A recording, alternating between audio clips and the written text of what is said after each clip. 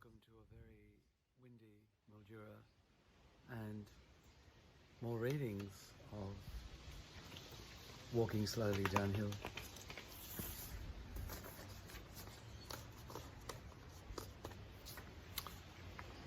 I walked down the Murray in 2015 from source to mouth. This is the account of the 50th day.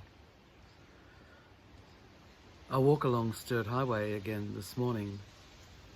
It's much cooler than yesterday and thick clouds cover the sun. I find myself walking along the old road parallel to the current national highway. It's extremely narrow, as though it was made for toy cars. A faded centre line runs right down its middle. A few metres to the south, huge trucks stream past every few seconds over the new road surface.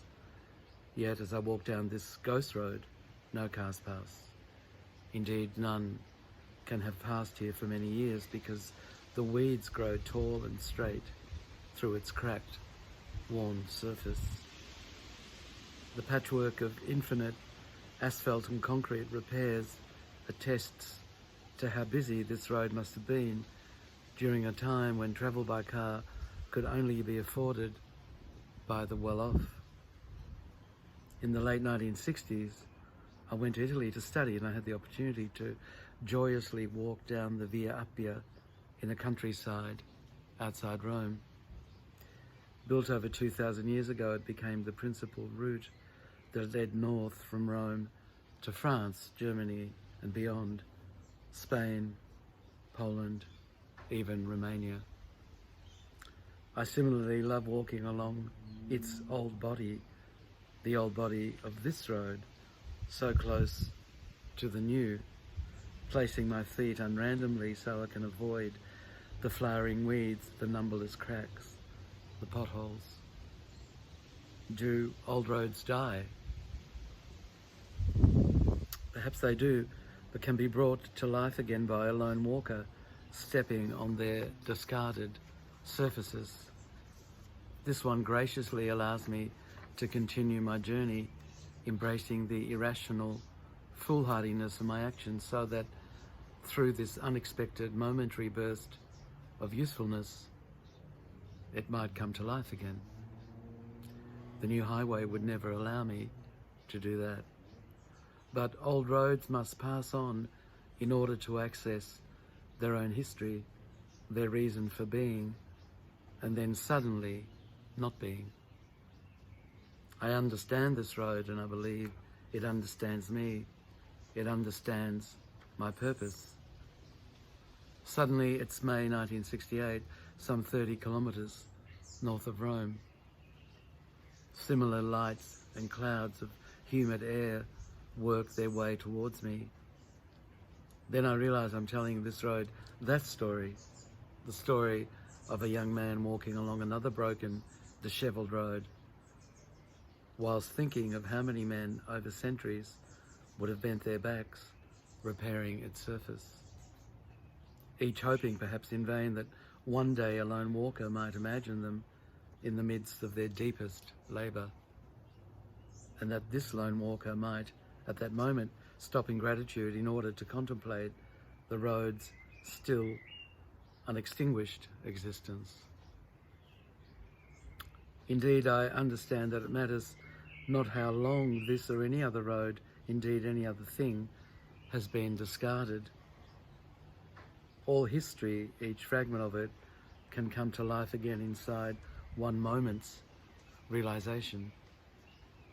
What matters then is simply that through a single spark of someone's grateful love, seemingly exhausted life, extinguished life, can once more breathe out into its own sound and into its own name. In order to fulfill this purpose, even a single breath is enough. Just one. Steve's van is parked ahead of me. I walk to him steadily, knowing that each step I form brings me closer to that time and further from this moment, further from now.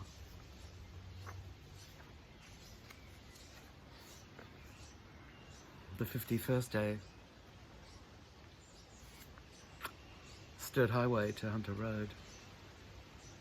As I walk upon it this morning, I realise that the ghost road has suddenly transferred itself to the south side of the new highway. How? Anyway, it's a road made for me, I remark aloud to no one. But soon the transmutation of continents and generations over millennia gathers pace inside my head, just the way it did yesterday. Europe begins to transmute into Australia, or perhaps the other way round. This instant becomes the one unfolding 2,000 years ago, transmutes from the one that contains me walking alone at this very moment on this ghost road to the one that contains the other self, tramping over the granite slabs of the Via Appia as a legionnaire. As I eventually return into this body and into this next moment, next only because I have no real idea of how much time has passed, I begin to understand something very simple. Each day, each hour, each moment is a perfect microcosm of millennia, containing seasons, even hours of the day, endless cycles dissolving within cycles.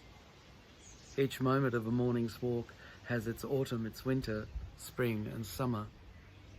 And like seasons, none can be rushed. Each hour has its own dawn, its midday, and then its evening. And I must first patiently wait for each to become itself.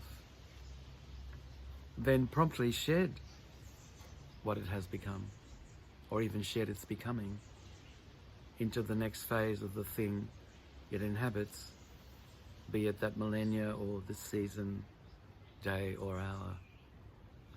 As I grasp something of this, my breathing eases, my pace slows and becomes rhythmic.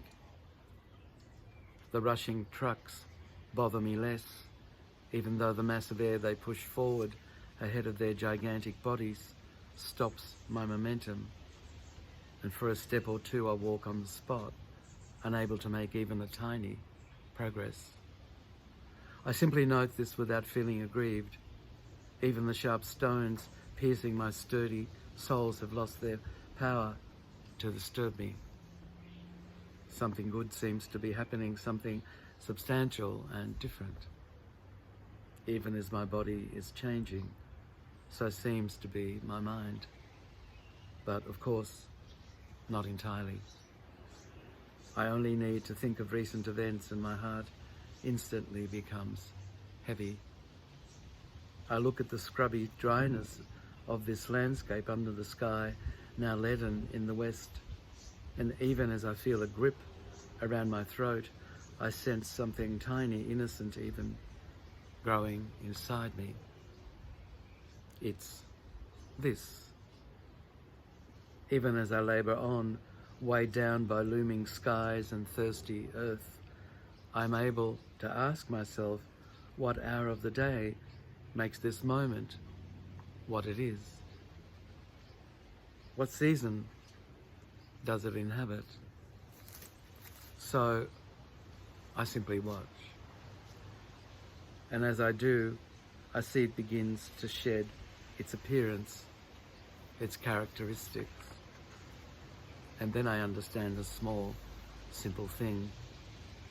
Though the contents of each moment may arise, manifest and dissolve with regular frequency, its container remains very still and is always the same, reliably and unassumingly unchanging. At that moment, unexpectedly, my heart lifts.